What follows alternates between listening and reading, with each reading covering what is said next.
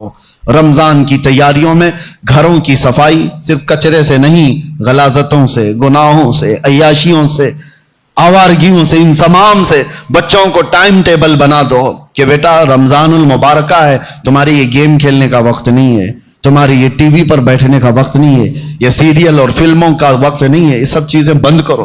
بچوں سے کہو کہ اللہ کا مہینہ آ رہا ہے، اس لیے کہ میرے آقا نے فرمایا قیامت کے دن جس کے خلاف رمضان کھڑا ہو گیا اسے جہنم میں جانے سے کوئی بچا نہیں سکے گا۔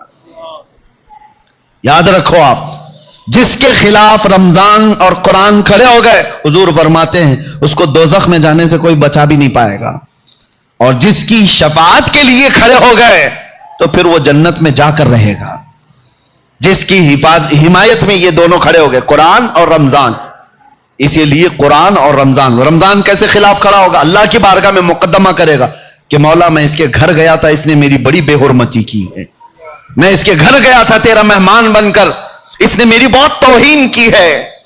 رمضان کے مہینے میں دن کے وقت کھانے پینے والے کے متعلق کہا گیا ہے ایک روزہ چھوڑنے کا عذاب 600 سال تک وہ دوزخ میں رہے گا۔ مسلمانوں کو یہ زیب نہیں دیتا رمضان کا احترام، اور خاص طور پر بچوں کی تربیت کے لیے، بچوں کی تربیت علماء سے بھی میری گزارش ہے کہ پورا فل فوکس کرو۔ ہم یہاں ہوتے تھے یا جب بھی میرے الحمدللہ میرا معمول ہے رمضان میں فل پیکج، صبح سے لے کر رات تک ہم تو مصروف ہی رہتے تھے۔ وجہ یہ ہے کہ ان کو شیطان کی وہ ڈالی ہوئی عادتوں کی طرف نہ بھیجا جائے۔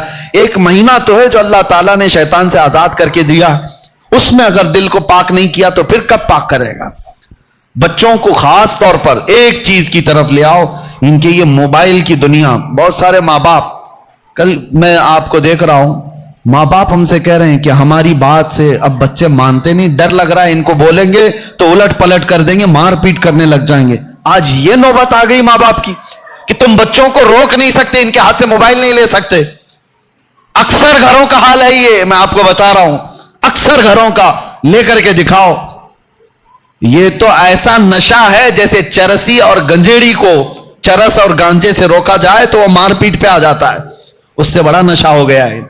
رمضان بہترین مہینہ ہے ان کی تربیت کے لیے، سب لوگ یہ عہد کرو، ان سے کہو ٹھیک ہے موبائل تمہارے ہاتھ میں رہے لیکن اللہ سے ڈرتے ہوئے کبھی بھی گندی تصویریں تو دور کی بات ہے، تمہیں گیم کھیلنے کی بھی اجازت نہیں ہے، اپنے آپ کو انٹرٹینمنٹ کے لیے، وقت ٹائم پاس کرنے کے لیے نہیں ہے۔ اور اعتکاف میں جانے والے جو موبائلوں کے ساتھ اعتکاف کرتے ہیں وہ کیا بھلا اعتکاف کر رہے ہیں، ساری دنیا لے کر کے بیٹھتے ہیں۔ اللہ تبارک و تعالیٰ ان فواحشات سے ہماری حفاظت فرمائے۔ آپ سب رمضان کی تیاریوں میں اپنے بچوں کی تربیت پر خاص توجہ دیں۔ ہمیں ڈر لگتا ہے کہ کل کو یہ بچوں کے ساتھ جو ہونے والا ہے، جو وقت آنے والا ہے، بہت ڈر لگتا ہے۔ اس لیے میں بار بار تاکید کر رہا ہوں کہ اللہ ان کے ایمان کی حفاظت عطا کرے، ان بچوں کا ایمان سلامت رہے، ورنہ دنیا ان کے ایمان کی ڈاکو ہے۔ اللہ تعالی ہم